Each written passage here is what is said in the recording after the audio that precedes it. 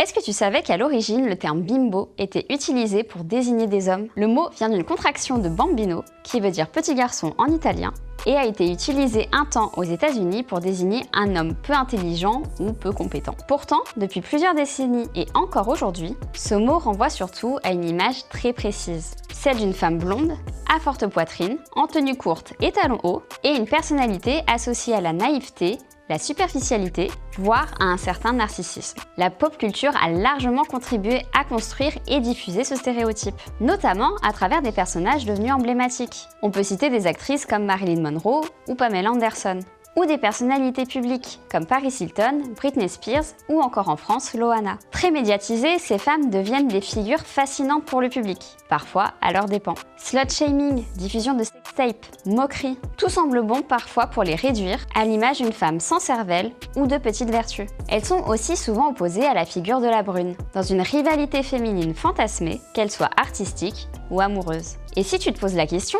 les hommes aussi ont leur équivalent, le imbo. Un homme séduisant, mais généralement peu intelligent. Mais là où la bimbo est encore largement stigmatisée, le imbo tend davantage à être valorisé, perçu comme attendrissant, voire déconstruit. Mais au fond, qu'y a-t-il de mal à aimer le rose, prendre soin de soi et apprécier son apparence? Aujourd'hui, de plus en plus de personnes se réapproprient l'image de la bimbo. Le bimbo talk ne cesse de grandir, montrant que chacune peut s'y reconnaître et s'y affirmer, tant que cela correspond à ce qui lui plaît. Les séries et les films tendent eux aussi à proposer de plus en plus de figures de bimbo, moins clichés et plus en accord avec les nouvelles générations. Des artistes aussi participent à cette réappropriation, en revendiquant ce style et en montrant que la bimbo n'est ni une femme faible, ni dénuée de capacités. Elle peut aussi incarner une forme de liberté et de reprise de contrôle sur son corps et son image, peu importe le regard de la société.